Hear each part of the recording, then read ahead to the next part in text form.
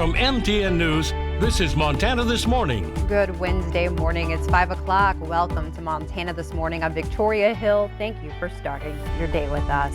We start off this Wednesday with some tense moments in the Billings Heights where an officer shot a suspect, sending the man to the hospital.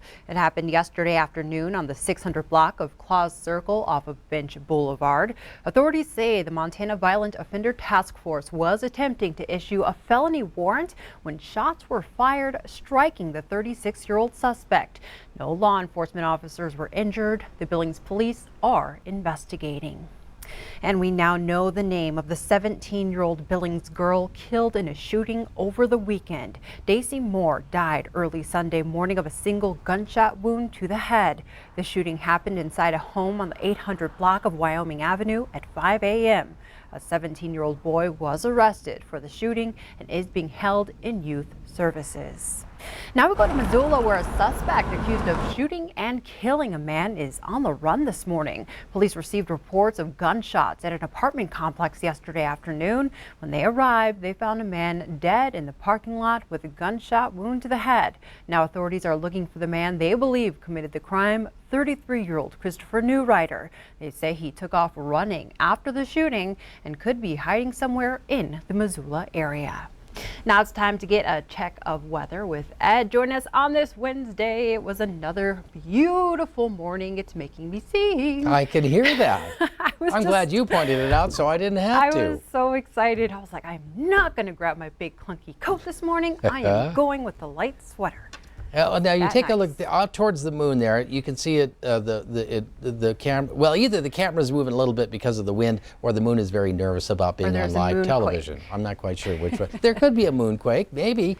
Temperatures right now at 49 degrees, but how about a southwest wind at 20 miles an hour? So it's still very dry, it's still breezy, and it's still very warm. Temperatures across the state are into the 20s, 30s to those 40s, even 50 right now in Lewistown. But you start to see a few showers sneak in on Doppler radar. It doesn't look like it's going to be a lot. Most of it's going to stay across the northern portion of the state, and we still have some wind, especially from Livingston out towards Billings this morning. And the humidity is low, so I'm still going to mention the risk of the wildfire concerns, although that will start to ease up as we get through today and into tomorrow. Temperatures into the 40s across much of southern Montana, at least 30s to 40s, and then 20s, 30s, and even some teens in the Bighorn Basin of northern Wyoming. Today, temperatures are on the rise. We're up into the 50s, maybe not the 60s, and even 70s we saw yesterday. We'll tell you about that coming up in a few minutes. It did get pretty warm out there yesterday. Yes. All right. Thank you so much, Ed. I'll get back to news. Thanks. In Helena, an oncology doctor has been let go for allegedly harming his patients with unnecessary procedures. Dr. Tom Weiner is denying the claims and says St. Peter's Hospital has been trying to break them since 2016. On top of the abuse, the hospital's CEO says Weiner failed to meet state and federal laws associated with the prescribing of narcotics. It's another claim Weiner denies, and he says he plans to bring legal action against St. Peter's. A shakeup is coming to Montana's 2021 legislature that gives individual committee chairs more power. Republicans on a House Rules panel voted to allow their committee chairs to kill bills without a vote or a hearing. Under current rules, every bill introduced at the Montana legislature must have a hearing and a vote in committee. But Republicans say the change is needed to make the process more efficient so lawmakers can focus on bills that really matter. Every Democrat on the Rules panel voted against the change. It won't become official until the full House votes on it in January, but it is expected to pass. In national news, the Supreme Court rejected an effort by Pennsylvania Republicans to undo the certification of their state's presidential election. Just hours before the court's order was released, President Trump made a direct appeal to state officials and members of the Supreme Court to assist him in his efforts to overturn the election. But the court ruled with quick action, and none of the justices announced dissent. Congress's yearly defense spending bill has passed through the House of Representatives. Despite a threat of a presidential veto, the spending bill was approved by an overwhelming majority. CNN's John Lawrence has the details. The 2020 National Defense Authorization Act passes the House of Representatives by a large margin. On this vote, the yeas are 335, the nays are 78, with one present. The conference report is adopted without objection. The motion reconsidered is laid on the table. The $740 billion bill includes raises for U.S. soldiers and equipment updates. Our men and women in uniform put their lives on the line to defend our freedom. We owe them the tools to do their job. President Donald Trump is threatening to veto the bill because it doesn't repeal a law that protects internet companies from being liable for what's posted on their sites. It also renames military bases with Confederate names and limits the amount of money the president can move for border wall funding. There are real grave concerns here, and the president stands by that. Some, like Republican Senator Lindsey Graham, support the president's stance. Others hope Trump will back down from his threat. Well, I don't think there's a bill that can't have a significant number of one of us say, I wish that provision were different. But we ought to not have our focus on the donut hole. We ought to have our focus on the donut. I'm John Lawrence reporting. The bill now heads to the Senate, where many GOP senators have signaled they would vote to override a veto. President-elect Joe Biden has filled 2 more seats in his cabinet. Biden chose former Iowa Governor Tom Vilsack as his Secretary of Agriculture. The president-elect will also nominate Ohio Congresswoman Marcia Fudge to be Secretary of Housing and Urban Development. The first coronavirus vaccine could be available at the end of the week if the Food and Drug Administration gets the go-ahead to approve an emergency authorization tomorrow. It comes as the country is seeing more than 2,000 people die every day from the virus. As CBS's Deborah Alfarone reports, health officials say there's still work to be done before the vaccine will make a difference.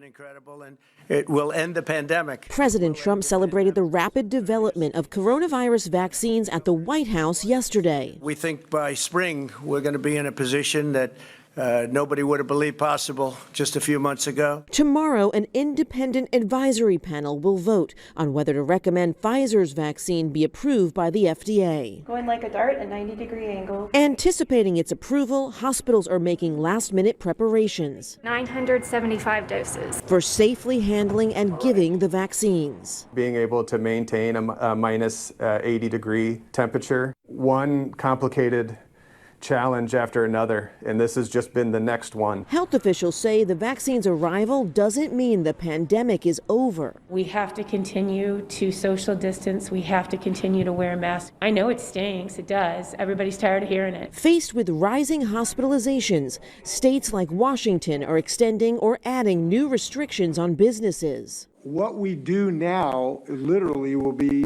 a matter of life and death. President-elect Joe Biden laid out his plan to fight the virus. Masking, vaccinations, opening schools.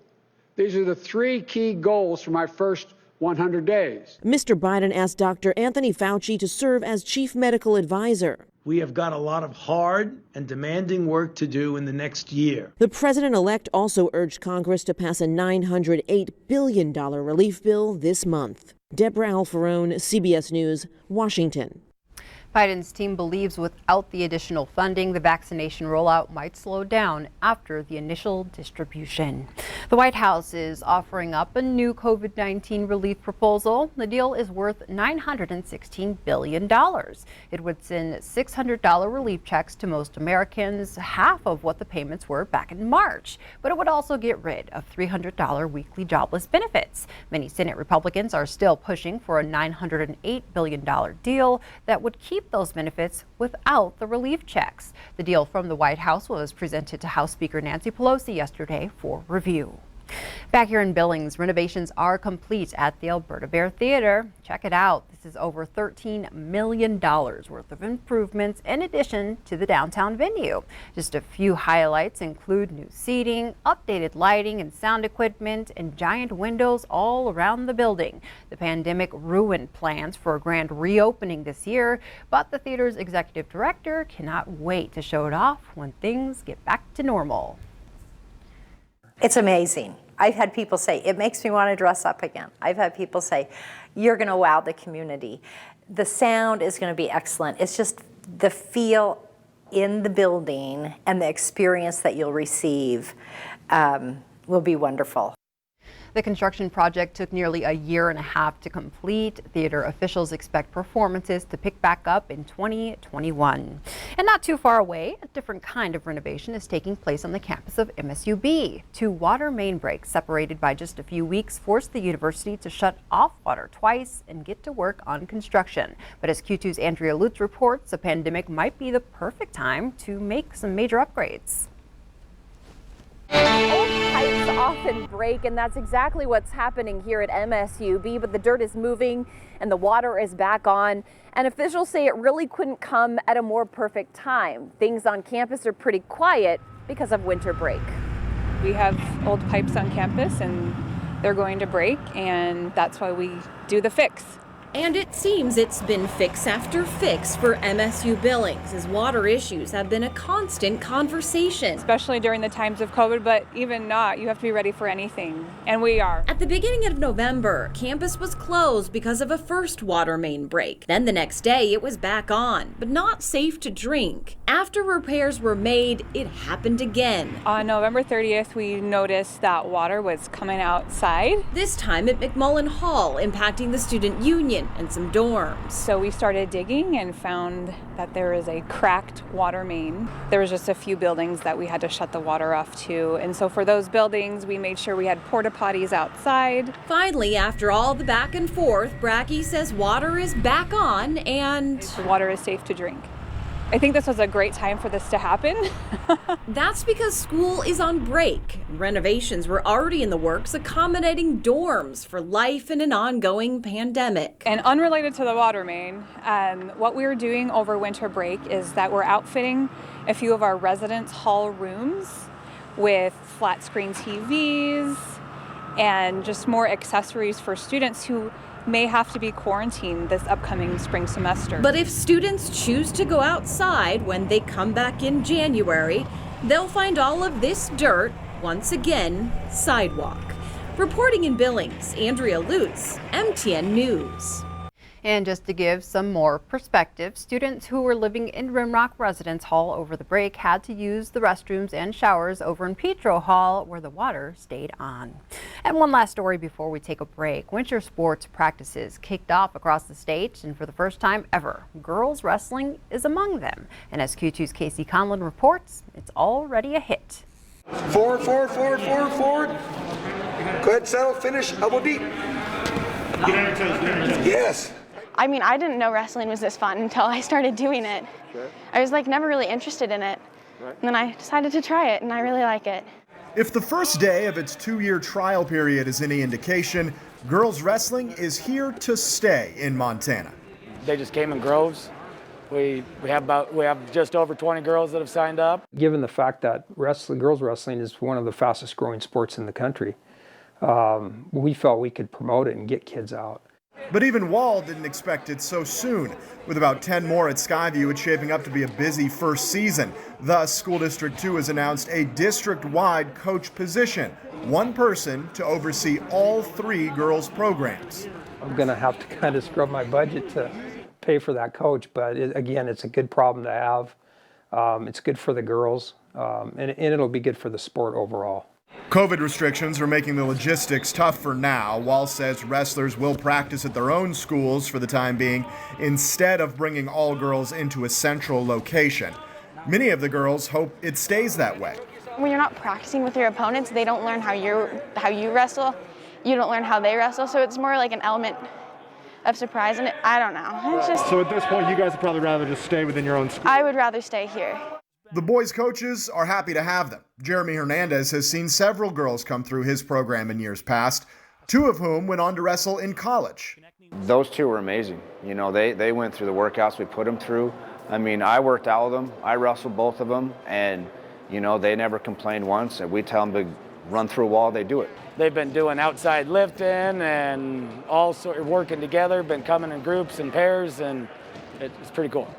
During the regular season, girls will be able to wrestle against both girls and boys, but they'll have their own state tournament. That's the #1 reason most believe the sport will thrive. Our club team had a girls sanctioned state tournament last spring, right before all the closures and everything, and it was way bigger than we expected, and fully assuming that all the programs around within the next year or two will have the same situation. It's going to be fun to watch the sport just boom. Lift up. There you go. Boom. She's good. Seems like it already is. Casey Conlon, MTN Sports. Casey also tells us each tournament will be held at a separate site, but the Metro will not host its customary all-class event.